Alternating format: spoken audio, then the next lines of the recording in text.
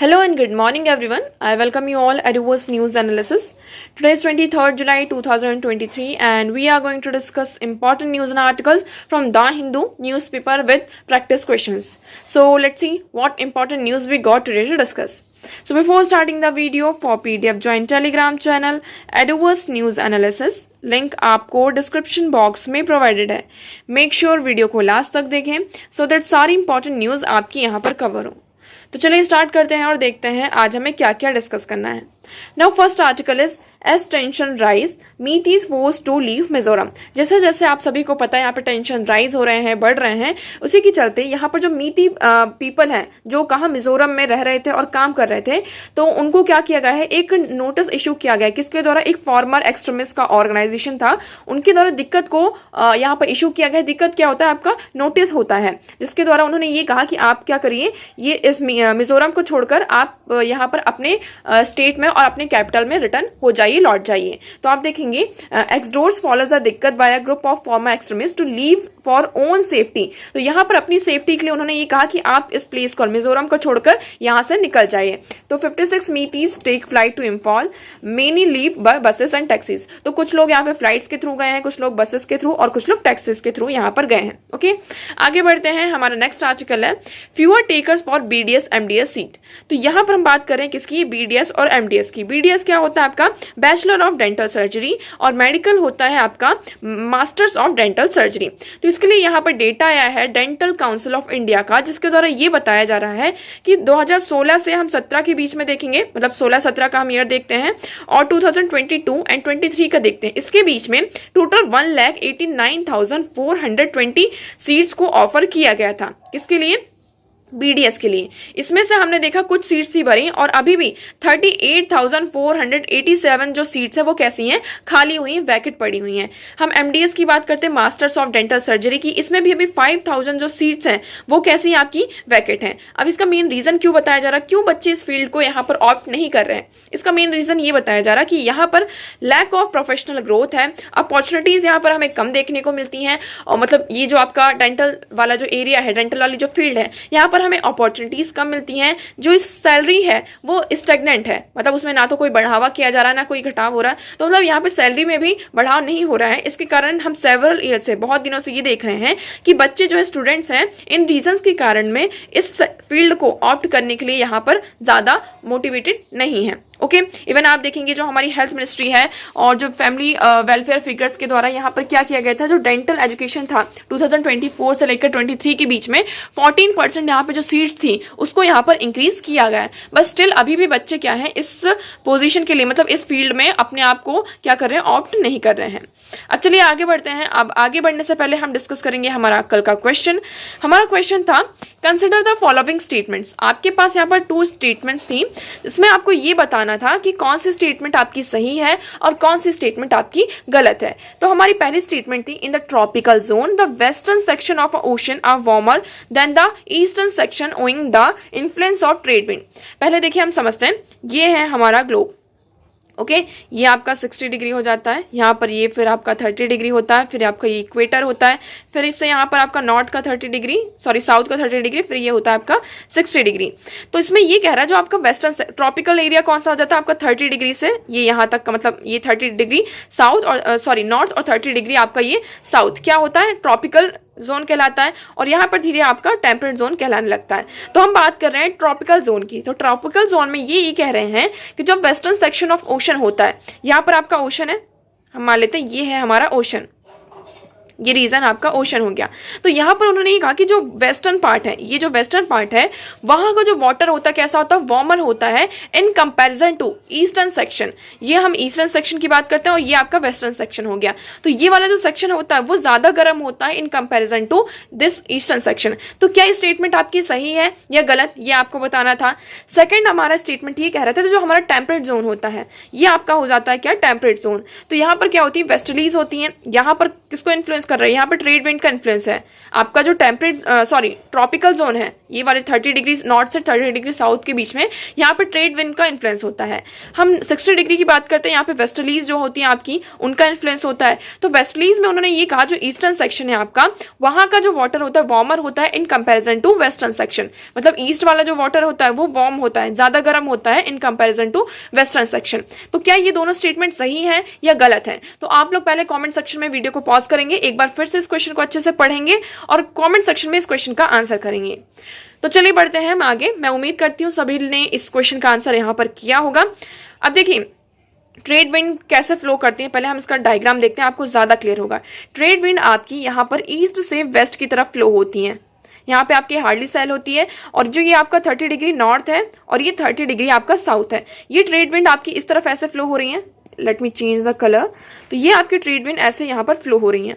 Okay, तो आप यहाँ पर देखेंगे ट्रेड विंड आपकी कैसे चल रही है, ईस्ट से वेस्ट की तरफ चल रही है। तो इससे क्या होता है, जो ओशन का गर्म वाटर होता है वो भी क्या होता है, इसी की तरफ फ्लो करता जाता है। तो आप यहाँ पर देखेंगे trade winds blow from the east towards the west in the tropical zone pushing the surface water towards the western section of the ocean. जब ट्रेड विंड यहाँ पर ईस्ट से कैसी फ्लो हो रही है आपकी, वेस्ट की तरफ। यहाँ पे देखिए विंड तो आपकी सीधी फ्लो होती है, मतलब स्ट्रेट पाथ पर ही, लेकिन यहाँ पे क्या होता है आपका कोरोलिसिस फोर्स होता है, जिसके कारण जो विंड है वो आपकी यहाँ पर थोड़ा सा टिल्ट हो जाती हैं। तो किस तरफ फ्लो हो रही है, वो ईस्ट से वेस्ट की तरफ फ्लो हो रही है। तो इससे क्या होता है, जो सरफेस वाटर होता है किसी तरफ आपका कहा जाता है, ईस्ट से वेस्ट की तरफ जाता है। तो this result in the piling up warm surface water in the western section. इससे क्या होता है, जो ईस्टर्न सेक्शन का वार्म वाटर होता है वो कहां पर जाता है, आपका वेस्टर्न सेक्शन में जाता है। इसलिए यहाँ पर क्या होता है, वेस्टर्न सेक्शन का जो वाटर होता है गर्म हो जाता है in comparison to eastern section. तो ये हमने अभी किसकी बात करी है, ट्रॉपिकल जोन की। किसकी बात करें, ट्रॉपिकल जोन की। तो आपका जो फर्स्ट स्टेटमेंट हो जाता है वो सही हो जाता है। ओके, तो मतलब हम देख रहे हैं फर्स्ट स्टेटमेंट हमारी सही हुई। सेकंड स्टेटमेंट की बात करते हैं। अब आप देखिए यहाँ पर 60 डिग्री नॉर्थ, ये वाला जो पार्ट है, इससे आप देखेंगे इतने, ये वाला पार्ट यहाँ पर आपकी होती है वेस्टर्लीज। इसको वेस्टर्लीज क्यों कहते हैं, क्योंकि ये जो विंड है वेस्ट से यहाँ पर ये ओरिजिनेट होती हैं और वो ईस्ट की तरफ फ्लो होती हैं। तो यही आपका मेन रीजन, आप यही कॉन्सेप्ट यहाँ पर जैसे हमने अभी ट्रेड विंड में अप्लाई किया, आप वेस्टर्लीज में अप्लाई करते हैं। तो ये वेस्ट से क्या हो रही है, ओरिजिनेट हो रही है और यहाँ से क्या हो रहा है, उसका जो सरफेस वाटर है उसको पुश कर रही है वेस्ट से ईस्ट की तरफ। कहां से, वेस्ट से ईस्ट की तरफ जो सरफेस वाटर उसको पुश कर रही है। इसीलिए क्या होता है, जो वार्मन सेक्शन होता है वेस्टर्न सेक्शन का, वेस्टर्न पार्ट का, वो कहा जाता है आपका ईस्ट की तरफ चलने लगता है, ईस्ट की तरफ चला जाता है। इसलिए हम ये देखते हैं कि जो ईस्टर्न सेक्शन होता है उसका वाटर यहाँ पर वार्म होता है in comparison to western section in the temperate zone. तो ये किसका है, आपका टेम्परेट जोन की हमने बात करी, क्योंकि यहाँ पर कौन फ्लो होता है, आपके वेस्टर्लीज यहाँ पर फ्लो होती हैं। तो आपका जो सेकंड स्टेटमेंट हो जाता है वो भी क्या हो जाता है, राइट हो जाता है। तो आपका राइट ऑप्शन क्या है, option C, both 1 and 2। Okay, तो मैं उम्मीद करती हूँ आपको अब यहाँ पर जो ट्रेड विंड्स हैं, ट्रेड विंड्स, इनको ट्रेड विंड्स क्यों कहते हैं इसका भी एक रीजन है, क्योंकि हम अगर अपना हिस्ट्री उठाकर देखेंगे तो जो ये ट्रेड विंड्स होती थी, ये विंड्स एक तरीके से जो हमारा ट्रेड होता था उसे यहाँ पे फैसिलिटेट करती थी। मतलब अटलांटिक ओशन में जो ओशन रीजन जो आपका होता था वहां पर जो ट्रेड था उसको फैसिलिटेट करती थी, मतलब स्मूथ करती थी फंक्शनिंग को। इसलिए इन विंड्स को हम ट्रेड विंड्स भी कहते हैं। ओके, तो उम्मीद करती हूँ यहाँ पर आपको ये क्वेश्चन क्लियर होगा। नेक्स्ट हम मूव करते हैं हमारे नेक्स्ट क्वेश्चन की तरफ। तो आज का हमारा पहला क्वेश्चन है, in the northern hemisphere the longest day of the year normally occurs in the. हम नदर्न हेमिस्फीयर की बात कर रहे हैं। जैसे ये आपका क्या है, ग्लोब, यहाँ पर आपका 2 सेक्शन में डिवाइड है। ये होता है आपका नदर्न हेमिस्फीयर, ये है आपका सदर्न हेमिस्फीयर।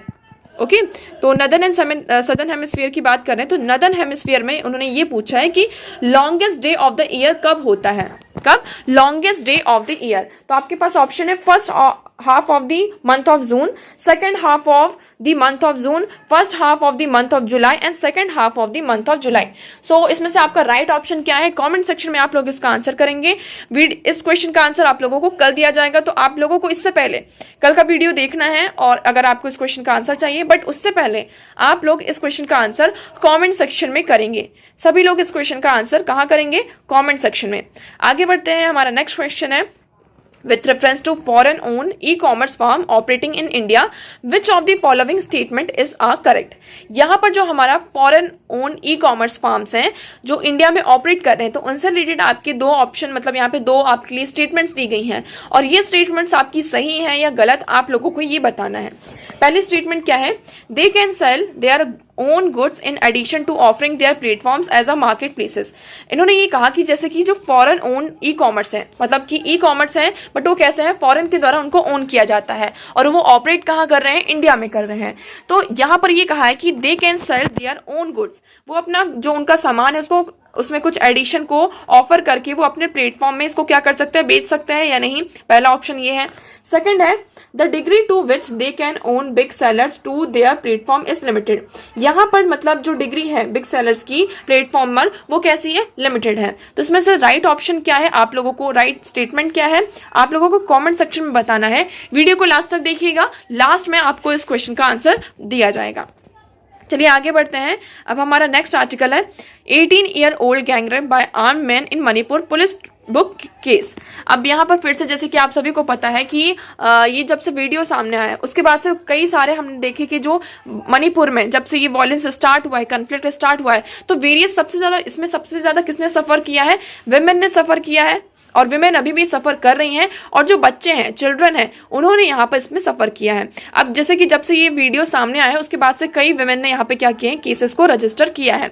अब ये कहा जा रहा है एक 18-year-old गर्ल है, उन्होंने ये कहा कि इम्फाल में जब से क्राइसिस स्टार्ट हुआ है तो 15 मई को उसके साथ यहाँ पर क्या गया था कि जो 18-year-old के साथ यहाँ पर जो एक लड़की थी उसके साथ जो आर्म्ड मैन थे मणिपुर के, उनके द्वारा उसका गैंगरेप किया गया, इवन उसको मारने की भी धमकी दी गई थी। तो देखिए FIR says Meira Paibis women's group handed her over to 4 men wearing black shirts. तो यहाँ पर एक वुमेन्स का ग्रुप था जिन्होंने क्या किया था, उस लड़की को यहाँ पर 4 लोगों के हवाले कर दिया था और उसको क्लियर इंस्ट्रक्शंस भी दिए थे इस लड़की को आपको क्या करना है, मार देना है।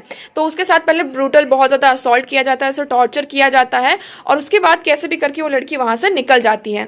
अब जैसे ये पूरा सारी चीजें यहाँ पर होती हैं, एक ऑटो रिक्शा ड्राइवर होता है वो उसकी हेल्प करता है और फिर उसके बाद हम क्या देखते हैं कि इस लड़की ने अभी पुलिस में यहाँ पे 0 एफआईआर मतलब कि एफआईआर रजिस्टर किया है। ओके, तो अभी भी हम देख रहे हैं कंटिन्यूसली कि जब तक ये कन्फ्लिक्ट खत्म नहीं होगा तो इसी तरीके से जो विमेन है, चिल्ड्रन है, इन चीजों से यहाँ पर सफर करते रहेंगे।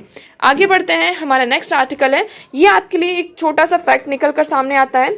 यहाँ पर क्या हुआ है, आईएनएस कृपान की बात की गई है, किसकी, आईएनएस कृपान की। ये हमारा इंडियन नेवी का है, 30-year-old, इसने यहाँ पर इंडियन नेवी में सर्विस प्रोवाइड किया है। अब इसे क्या किया गया है, आपको हैंडेड ओवर कर दिया गया है वियतनाम को एज अ प्रेजेंट, मतलब कि एज अ गिफ्ट यहाँ पर किसको हैंड ओवर किया गया है, वियतनाम को। तो आप देखेंगे calling upon Vietnam People's Navy to closely examine and explore the vast potential of the Indian shipbuilding in the industrial whole and stressing that it is the best value for money proposition they can find।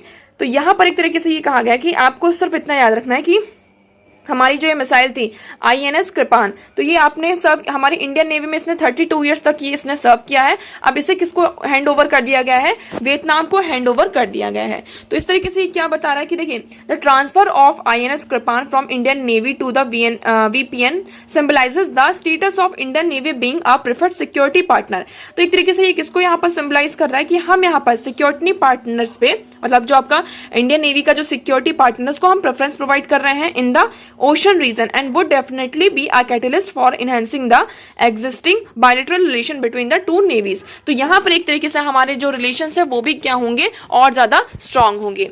आगे बढ़ते हैं। Now next article is Tele MANAS helpline run by government had fielded 2 lakh distress calls. अब यहाँ पर government के द्वारा क्या किया गया है, एक आपको हेल्पलाइन नंबर मतलब स्टार्ट किया गया है जिसका नाम क्या है, टेलीमानस। आपको ये याद रखना, टेलीमानस ये हेल्पलाइन नंबर है, मतलब इसमें आपको टोल फ्री आप इसमें क्या कर सकते हैं, कॉल कर सकते हैं। इसमें आपको टोटल 20 लैंग्वेजेस यहाँ पे प्रोवाइड कर सकते हैं, अपनी चॉइस से यहाँ पे लैंग्वेज को आप चूज करके आपकी जो भी प्रॉब्लम है, जैसे कि आप यहाँ पे एंग्जाइटी हो रही है, आपको डिस्ट्रेस हो रहा है, किसी चीज से रिलेटेड आपको कोई स्ट्रेस हो रहा है, तो आप क्या कर सकते हैं, वहाँ पे कॉल करके आप यहाँ पर बता सकते हैं। और उस साइड मतलब कि आप किसी भी लैंग्वेज को यहाँ पर प्रेफर कर सकते हैं। इसमें टोटल 20 लैंग्वेजेस दी गई हैं, आप किसी भी लैंग्वेज में यहाँ पर प्रेफर कर सकते हैं और अपनी जो प्रॉब्लम है यहाँ पर बता सकते हैं। तो आप देखेंगे यहाँ पर total the service aimed at strengthening mental health service. तो यहाँ पर जो मेंटल हेल्थ सर्विस है उसको क्या करने के लिए, उसको स्ट्रेंथन करने के लिए इस जो ये सिस्टम है, ये सर्विस को यहाँ पर लेकर आया गया है, जिसमें यहाँ पर बहुत अच्छा अचीवमेंट भी हुआ है। इवन 2 लाख यहाँ पे कॉल्स को रिसीव किया गया है, जिसमें लोगों ने बहुत अच्छी तरीके से पार्टिसिपेट किया है। अब इसमें क्या किया जाता है, काउंसलिंग प्रोवाइड किया जाती है। जैसे कि आपका एग्जाम का टाइम आ रहा, आपको बहुत ज़्यादा स्ट्रेस हो रहा है, डिस्ट्रेस हो रहा है, एंग्जाइटी हो रही है, तो हमने क्या किया, आपके पास ये टोल फ्री नंबर है, हमने इस पर कॉल किया। और ये हमारी लैंग्वेज में भी होते हैं। और आपके उस साइड क्या होते हैं कि आपके काउंसलर्स होते हैं, वो आपको कॉल बैक करते हैं और बहुत सारे यहाँ पे आपको मतलब कि फॉलोअप्स बताते हैं कि आपको ऐसी चीजें करनी चाहिए जिससे आप क्या कर सकते हैं, आपका जो स्ट्रेस है उससे यहाँ पर कम आउट कर सकते हैं। ओके, तो ये आपका ऑपरेशन यहाँ पे स्टैब्लिश किया गया है, जिसमें आप देखेंगे the ministry added that 42 operational TeleMANAS cells in 31 states and union territories. The service is currently catering over 100 calls per day in 20 languages. तो एक दिन में उनके पास 1300 यहाँ पे कॉल्स आते हैं और ये 20 लैंग्वेजेस में आपके टोटल हैं। तो मतलब एक बहुत अच्छा इनिशिएटिव लिया गया है, जिससे हम क्या कर सकते हैं, जो मेंटल हेल्थ है हमारी उसको यहाँ पर इंप्रूव किया जा सकता है, स्ट्रेंथन किया जा सकता है।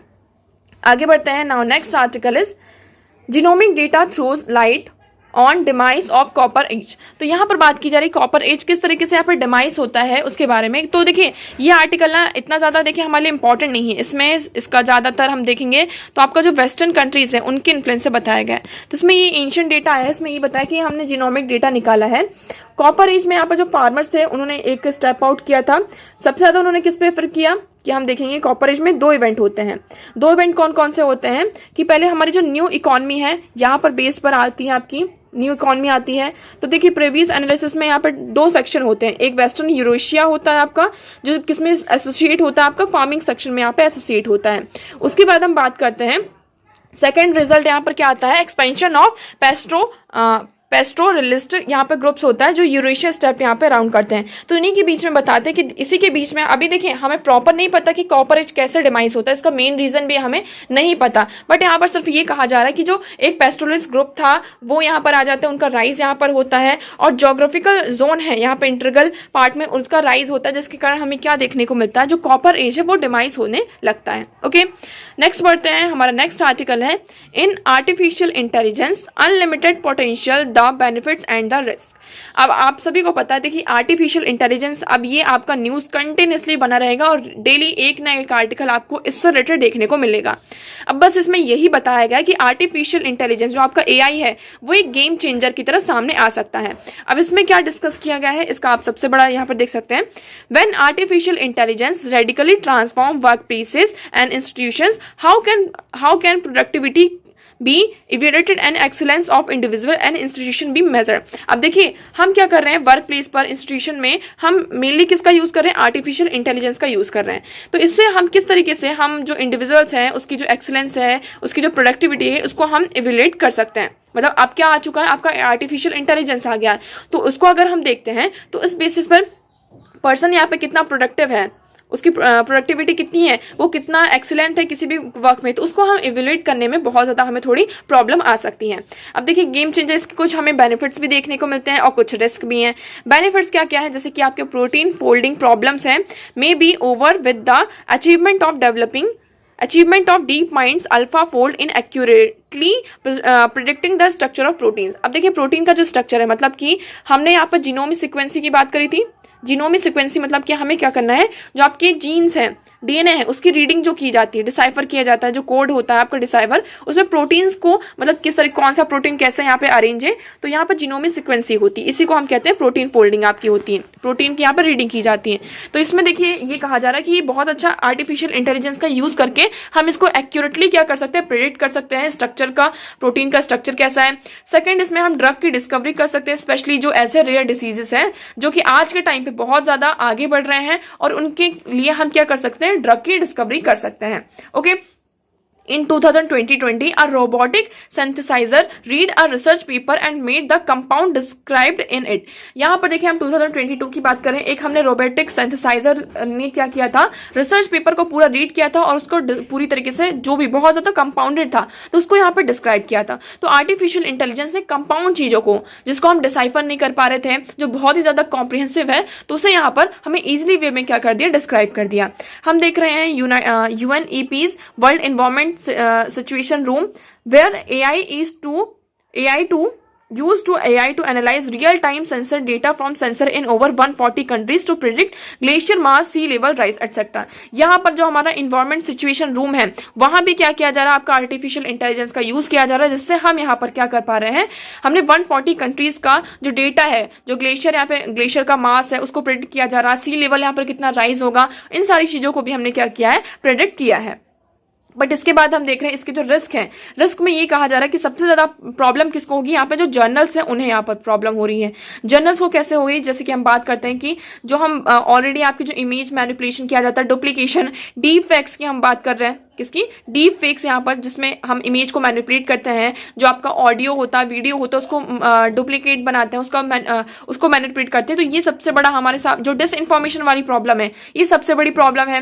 नेक्स्ट हम बात कर रहे हैं किसकी, कि एक तरीके से ये क्या कर रहा है, जो इनइक्वालिटी है उसको इंक्रीज कर रहा है। तो on the down side AI can dramatically widen the gap between the haves and haves not and the proliferation of artificial intelligence cloud could further accelerate inequality. तो एक तरीके से यहाँ पर क्या है, किसी के पास यहाँ पर हैव्स हो सकते हैं, अगर इसके पास अच्छी नॉलेज आपकी आर्टिफिशियल इंटेलिजेंस की, तो इसका बहुत ज्यादा फायदा भी उठा सकता है और कुछ लोग इसका फायदा नहीं उठा सकते। तो देखिए इसमें एट लास्ट में यही कहा जा रहा है गवर्नमेंट को यहाँ पर, देखिए सोसाइटी में अब इसका आर्टिफिशियल इंटेलिजेंस का इम्पैक्ट आपको देखने को मिल सकता है और मिलेगा ही। तो इसके लिए हमें यहाँ पे अर्जेंटली किस तरीके से हम आर्टिफिशियल इंटेलिजेंस का यूज हमें करना चाहिए, किस तरीके से हमें यूज नहीं करना चाहिए, इंडस्ट्रीज में, इंस्टीट्यूशन में, सोसाइटी में, इसके कुछ गाइडलाइंस जो पॉलिसीज हैं डेटा को इसे गवर्न करने के लिए यहाँ पर कम अप आना होगा, एक स्ट्रॉन्ग यहाँ पे पॉलिसी लेकर आना होगा जिससे हम आर्टिफिशियल इंटेलिजेंस का सही से यूज कर सकें। ओके, नेक्स्ट मूव करते हैं। नाउ यहाँ पर आपके स्नैपशॉट्स हैं, स्नैपशॉट्स में क्या क्या है,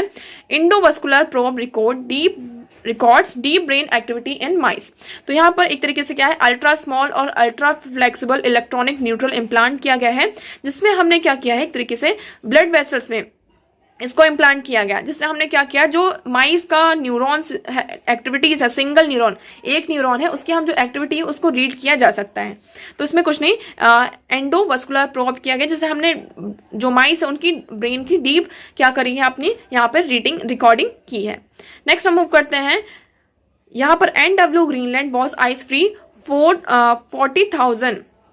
4 लाख ईयर्स अगो। तो यहाँ पे ये कहा जा रहा है ग्रीनलैंड पहले, मतलब कि 4 लाख साल पहले यहाँ पे जो ग्रीनलैंड था आपका वो कैसा था, आइस फ्री था। मतलब आज के टाइम पे जो इतना इसमें आइस देखने को आपको मिलता है, तो यहाँ पर हम 4 लाख पहले की बात करते हैं। यहाँ से जो सेडिमेंट्स रिकवर किए गए हैं और इन रिकवरी में ये पता चला, जब उस पर यहाँ पर रिसर्च की गई सारी चीजें, तो हमें ये पता चलता है कि जो यहाँ पर ग्रीनलैंड में आपके जो आइस है, पहले ये ग्रीनलैंड में आइस नहीं हुआ करते थे। ओके, तो यहाँ पे कोई भी आइस एग्जिस्ट नहीं करता था। नेक्स्ट है आपका global GPS data indicate fault slip before large earthquake. अब देखिए यहाँ पे ग्लोबल जीपीएस डेटा आया है जिसने ये बताया है कि जब अर्थक्वेक आता है, लार्ज अर्थक्वेक मतलब आपका जो बड़े मैग्नीट्यूड का अर्थ आता है, उससे पहले हमें अर्थ में फॉल्ट्स देखने को मिलते हैं। तो देखिए global GPS data indicate fault slips before large earthquake. तो ये डेटा हमें क्या बताया करता है कि हमने एक सीरीज देखी है, टाइम सीरीज देखी है, जिसमें जैसे कि जो आपके इवेंचुअली अर्थक्वेक होते हैं जिनका हाइपो सेंटर होता है, जहां पर मतलब जहां से अर्थक्वेक का एक सेंटर होता है वो स्टार्ट होने वाला आता है और मैग्नीट्यूड बहुत ज्यादा हाई होता है। तो उस कंडीशन में हमने ये देखा कि जो थोड़े थोड़े हमें अर्थ में फॉल्ट्स यहाँ पर दिखाई देते हैं। ओके, आगे बढ़ते हैं। नाउ हमारा नेक्स्ट आर्टिकल है आज का, can new data panel improve India statics. अब देखिए आप सभी को पता है कि हमारी जो ministry of statics and program है, उन्होंने क्या किया है, एक स्टैंडिंग कमिटी ऑन स्टैटिक्स को यहाँ पे फॉर्म किया है। जो भी हमारा नेशनल स्टैटिकल ऑफिस है उसका जो डेटा जनरेट किया जाता है उसके लिए यहाँ पर क्या करेगा, एडवाइस करेगा। ओके, तो ये ऐसा क्यों किया गया है, हमारी जो न्यू कमिटी है ये डिफरेंट कैसी है, तो हम पहले बात करते हैं। पहले हमारी कौन सी कमेटी थी, standing committee on economic statics थी, जो कि हमारा जो भी फ्रेमवर्क होता था, इकोनॉमिक इंडिकेटर्स, आपकी इंडस्ट्रीज, सर्विस सेक्टर से यहाँ पर related labour force static data, ये सारा हमारा निकालती थी। IIPs का जो पूरा डेटा होता था, कंज्यूमर प्राइस इंडेक्स का डेटा, इकोनॉमिक सेंसस, एनुअल जो आपका सर्वे होता था इंडस्ट्रीज का, पीरियोडिक लेबर फोर्स सर्वे होता था। तो ये पहले कौन निकालता था, हमारी standing committee on economic statics. पहले आपको इतना याद रखना है। उसके बाद अभी हमारा क्या आया है, SCOS, क्या है आपका, ये स्टैंडिंग कमिटी ऑन स्टैटिक्स, ये है। तो देखिए ये क्या इकोनॉमिक स्टैटिक्स है। अभी हमारी स्टैंडिंग कमिटी ऑन स्टैटिक्स आया है, इसमें हमने क्या किया है, enhance the ministry not just all existing survey and data set but also identify area where the data gaps. अब देखिए जो आपका यहाँ पे स्टैटिक कमिटी सर्वे किया जाता है, कई जगह हम क्या होता है डेटा मतलब जो सर्वे होता है हर 2 साल में होता है या फिर 5 ईयर्स में होता है, इस तरीके का गैप होता है और उसमें भी हमें कुछ गैप्स दिखाई देते हैं, कुछ डेटाज के बीच में हमें यहाँ पर गैप दिखाई देते हैं। तो ये जो गैप है उसको यहाँ पे फिल करने के लिए क्या होगा, आपका स्टैंडिंग कमिटी ऑन स्टैटिक्स होगा। ओके, फिर ये क्या है, suggest way to fill them, carry out pilot survey and studies to find tune new approaches to capturing better data.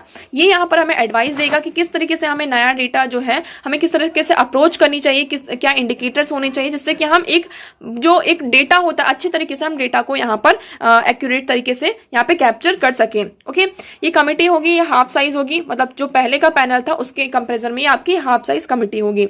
अब देखिए व्हाई डज इट मैटर, हमारे लिए मैटर क्यों करता है। हम रिसेंट ईयर में देख रहे हैं कि जो एनएसओ का डेटा आपका निकल कर आ रहा है, वेरियस हाउस होल्ड का डेटा यहाँ पर टेक्निकली हम बात करते हैं, यहाँ पर नेशनल सैंपल सर्वे ऑफिस की बात करते हैं, जो गवर्नमेंट ऑफिशियल्स हैं उनकी जो अप्रोच उस पर क्वेश्चन किया गया है और एक तरीके से हमें जंग दिखाई दिया कहाँ, हमारा जो एनएसएसओ का डेटा है, हाउस होल्ड सर्वे का डेटा यहाँ पर 2017-18 का यहाँ पर आता है।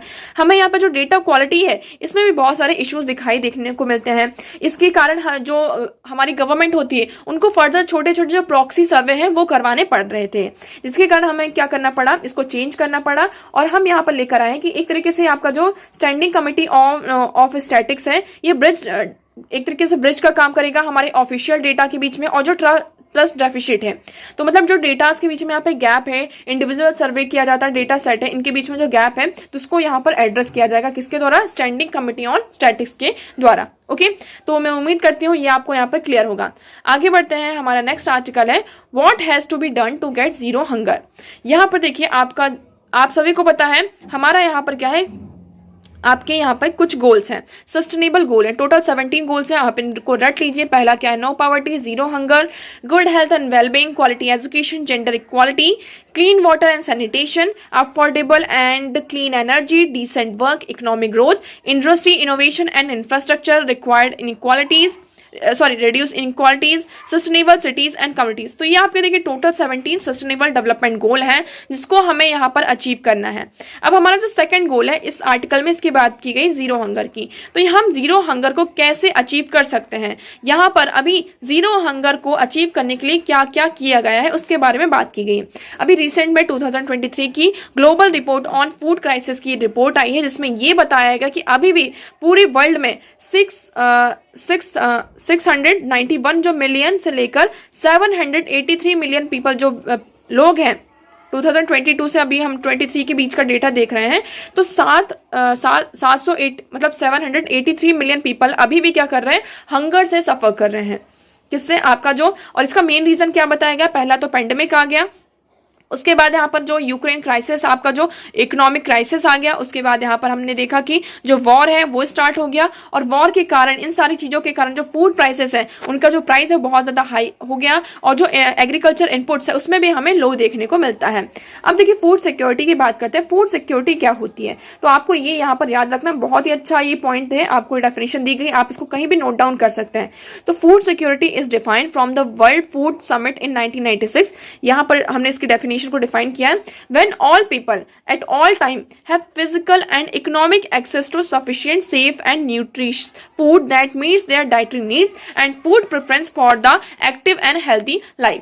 यहाँ पर ये कहा गया है कि वो सारे लोग, जितने भी दुनिया में लोग हैं, उनके पास मतलब हर टाइम फिजिकल और इकोनॉमिक एक्सेस हो, मतलब वो फिजिकली और इकोनॉमिकली क्या कर सके, एक सफिशिएंट, सेफ और न्यूट्रिशन फूड को क्या कर सके, एक्सेस कर सके। सिर्फ खाना ही नहीं कि हाँ हमें 2 वक्त की रोटी मिल गई, हमारा पेट भर गया, यहाँ पर उसमें क्या होना चाहिए, सेफ होना चाहिए, सफिशिएंट होना चाहिए और न्यूट्रिशन भी उसमें होना चाहिए। ये आपका आता है डेफिनेशन में फूड सिक्योरिटी के अंदर। Okay, the prevalence of moderate और severe food insecurity in the population is based on the food insecurity experience scale. तो यहाँ पर हमारी फूड सिक्योरिटी एक्सपीरियंस स्केल है जिसके बेस पर हम यहाँ पे पॉपुलेशन का पूरा डेटा निकाला जाता है। अब की फाइंडिंग्स यहाँ पर क्या है, पहले हमने ये देखा कि प्री कोविड के पहले जो हमारा लेवल था उसके वो लेवल आज आप देखेंगे, मान लीजिए 2022 में आपका पेंडेमिक आता है, हम यहाँ पे 2019 और 18 की बात करते हैं, तो उस टाइम का अगर आप डेटा देखेंगे तो इन कंपेरिजन टू आज के प्रेजेंट 2023 में देखेंगे तो जो नंबर है हंगर्स का, जीरो हंगर जिसमें आप पॉवर्टी की बात करें, वो और ज्यादा क्या हुआ है, इंक्रीज हुआ है। तो आप देखेंगे यहाँ पर total In 2022, an estimated 2.4 billion people did not have access to adequate food. यहाँ पर 2.4 बिलियन पीपल को पास यहाँ पर फूड का एडिक्वेट फूड का एक्सेस नहीं है. This is still 391 million more people than in 2019. 2019 से अगर हम देखें तो 391 मिलियन हमें यहाँ पर इंक्रीज देखने को मिलता है. उसके बाद देखते हैं global hunger measured by at another metric. The prevalence of undernourishment remain relatively unchanged from 2021 to 22 but the again far above pre-COVID pandemic level, affecting the around 9.2% of the world population in 2022 compared with 7.9 in 2019 according to the report. तो यहाँ पर देखिए जो indicators हैं, matrix हैं, जिसके basis पर हम ग्लोबल हंगर को यहाँ पे मेजर करते हैं, तो उसके वेरियस मैट्रिक्स हैं. बट स्टिल हमें क्या देखने को मिल रहा है, यहाँ पर जो ये मैट्रिक है डेटा, उसमें हमें राइज देखने को मिल रहा है. जो ग्लोबल हंगर है वो लगातार इंक्रीज हो रहा है. यहाँ पर कुछ हमारे लिए, जहाँ पर एक तरफ हमारे लिए बैड न्यूज है, उसकी तरफ एक तरफ दूसरे साइड हमारे पास गुड न्यूज भी है. गुड न्यूज ये है कि जो स्टंटिंग है आपका, वेस्टिंग है, इसमें हमें थोड़ा बच्चों में कमी दिखाई देने को मिलती है. जो हमारा पहला डेटा था उसमें हमें पहले 204.2 मिलियन पीपल थे 2000 में, और ये अब डिक्रीज होकर कितना हो चुका है 181 मिलियन. ओके, बट देखिए अभी भी पूरी तरीके से खत्म नहीं है, और वेस्टिंग जो है आपकी और स्टंटिंग है, बट स्टिल हमें यहाँ पर क्या देखने को मिलती है, कमी देखने को मिलती है. ओके, अब तो हमें इसके लिए यहाँ पर क्या करना होगा, सॉल्यूशन क्या है, रिपोर्ट ने सॉल्यूशन ये क्या है कि हमें यहाँ पर जो पहले जो वल्नरेबल पॉपुलेशन ग्रुप है उन्हें आइडेंटिफाई करना होगा, उन्हें इन्फॉर्म करना होगा कि क्या क्या हम इफेक्टिव एक्शन ले सकते हैं. हमें पॉलिसीज और प्रोग्राम को यहाँ पर टारगेट करना होगा इन पॉपुलेशन ग्रुप को देखते हुए, और प्रोग्राम्स को लेकर आना होगा. यहाँ पर जो हमारा फंडामेंटल अचीवमेंट है सस्टेनेबल डेवलपमेंट को, उसका जो न्यूट्रिशन है इसको देखना होगा. सिविल सोसाइटी का हमें और जो प्राइवेट सेक्टर है इसका सपोर्ट हमें चाहिए तभी, क्योंकि गवर्नमेंट अकेले जीरो हंगर को, यहाँ पर जो आपका हंगर है ना, ग्लोबल हंगर, उसको यहाँ पे खत्म नहीं कर सकती है. तो यहाँ पर गवर्नमेंट के साथ साथ सिविल सोसाइटी और प्राइवेट सेक्टर का हमें सपोर्ट लाना होगा, तभी हम क्या कर सकते हैं, जो इनेबल डाइट है आपकी, हेल्थी डाइट है, उसको इनेबल एक्सेस कर सकते हैं. ओके, हमारी जो शॉप्स हैं उनको यहाँ पर क्या किया जा सकता है, इंसर्ट. आपके देखिए हम जो स्ट्रीट फूड्स हैं इसका बहुत ज्यादा कंजप्शन होता है, तो स्ट्रीट फूड जो है उनको और ज्यादा यहाँ पर इंकरेज करना होगा कि वो हेल्थी फूड्स को यहाँ पे करें, ज्यादा से ज्यादा इंक्लूड करें. ओके, क्योंकि स्ट्रीट फूड्स का जो प्राइस होता है वो थोड़ा कम होता है इन कंपेरिजन. तो आप किसी रेस्टोरेंट में जाते हैं या फिर कैफे में जाते हैं, ओके, तो यहाँ पे जो स्ट्रीट फूड का जो कंजप्शन होता है हम उसमें इंकरेज कर सकते हैं कि आप जो न्यूट्रिशियस फूड है उसको ज्यादा से ज्यादा इंक्लूड करें. तो इस तरह, और जो रूरल इंफ्रास्ट्रक्चर बिल्ड करना होगा, हमें यहाँ पे क्वालिटी को इंक्लूड करना होगा, है ना. जो फीडर्स हैं कनेक्ट करते हैं रिमोट फार्म एरियाज में, यहाँ पे क्वालिटीज को यहाँ पे और ज़्यादा इनहेंस करना होगा, जिससे हम क्या कर सकते हैं, जो अफोर्डेबल और हेल्थी डाइट को यहाँ पर, इसके लिए यहाँ पर कुछ इसेंशियल पॉलिसीज को लेकर आया जा सकता है, जिससे हम क्या कर सकते हैं, जो ग्लोबल हंगर है उससे फाइट कर सकते हैं. ओके, तो आई होप आपको ये आर्टिकल अब पूरा यहाँ पे क्लियर होगा. अब देखिए न्यूज आर्टिकल्स हमारे खत्म होते हैं, अब हम बढ़ते हैं हमारे क्वेश्चन की तरफ. तो हमारा क्वेश्चन ये था, with reference to foreign owned e-commerce firm operating in India, which of the following statement is correct. तो आपके पास यहाँ पर ये कहा जा रहा है कि जो हमारी foreign owned e commerce farms हैं जो इंडिया में ऑपरेट कर रही हैं, इसमें से कौन सा उनसे रिलेटेड कुछ स्टेटमेंट है. तो कौन सी स्टेटमेंट आपकी सही है, कौन सी गलत, ये आपको बताना है. तो पहली स्टेटमेंट हम देखते हैं, they can sell their goods in addition to offering their platform as market places. तो ये स्टेटमेंट आपकी गलत हो जाती है. आप यहाँ पर देखेंगे आफ्टर वॉलमार्ट, यहाँ पर क्या होता है, 69 बिलियन परचेस होता है फ्लिपकार्ट में 2018 में, जिसके कारण यहाँ पे जो foreign on e commerce firm है उनकी जो पॉलिसीज उसको यहाँ पे हमने रेगुलेशंस को यहाँ पे टाइट किया गया और कुछ रेस्ट्रिक्शन को इम्पोज किया गया. तो foreign firms are prevented from holding inventory और सेलिंग देयर ओन गुड्स. तो जो फॉरेन फर्म्स हैं तो यहाँ पर उनके जो इन्वेंट्री और उनके जो खुद के गुड्स हैं उनको सेल करने में इनको प्रिवेंट किया गया है, जिसमें which both Amazon and Walmart do not do in other markets. They can offer their platform as the marketplaces for other buyers and sellers.